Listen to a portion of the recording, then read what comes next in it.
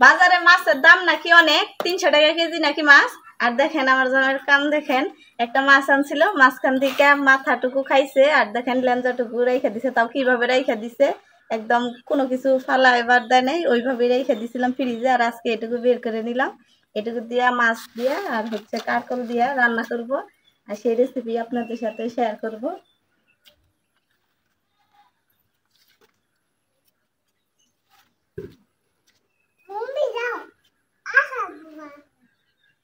প্রতিদিনের মতো বিকালবেলায় আজকে ওই যে মৃত্যু রান্না বসাই দিছে, আর এই যে ভাত বসাই দিছে। আর এইদিকে দেখেন মাছ কাটতেছে।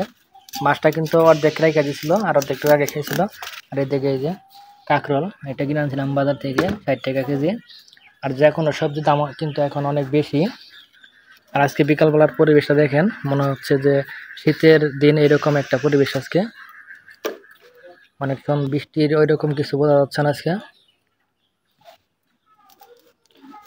আর আমাদের ওই জায়গায় কিন্তু কয়েকটা হাঁস আছে, দেখেন মৃত্যু কি সুন্দর করে ঢেকে রাখছে। এই তো দেখেন সুন্দরভাবে আমি কিন্তু সবজিগুলো কেটে নিচ্ছি, কারকল। আর আজকে শুধু কারকলই রান্না করবো, সাথে আর আলু দিব না, কারণ কারকলই অনেকগুলো হয়ে গেছে। এগুলো আমি মাছ দিয়ে রান্না করবো।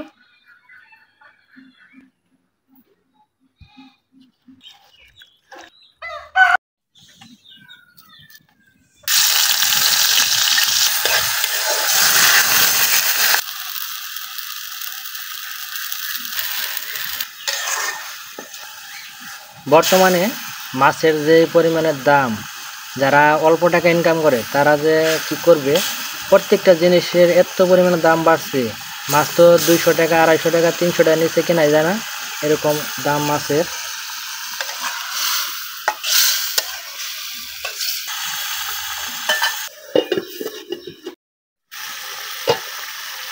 দেখেন মাছটা কত সুন্দরভাবে কষানো হয়ে গেছে, কালারটা কিন্তু দেখার মতো, মাশাআল্লাহ অনেক সুন্দর কালার হয়েছে। নিতে কিন্তু আজকে ধন্যবাদ দেওয়াই যায়, এত সুন্দরভাবে কষাইছে মাছটারে,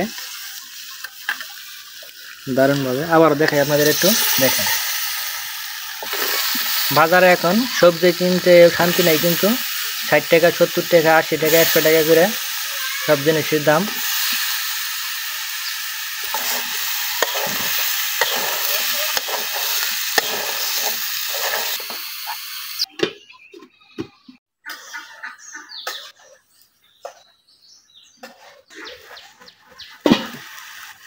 কাঁকরোলটা দেখেন সুন্দরভাবে কষানো হয়ে গেছে, এখন মতো এই যে মাছগুলো দিয়ে দেবে।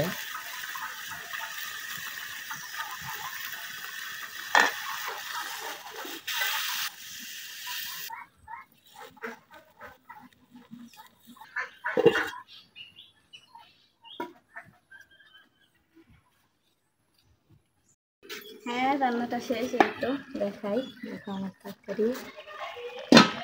এই তো মৃত্যু রান্না শেষ। ধন্যবাদ সবাইকে আমাদের ভিডিওটা দেখার জন্য। যদি ভালো লাগে অবশ্যই লাইক কমেন্ট শেয়ার দিয়ে পাশে থাকবেন।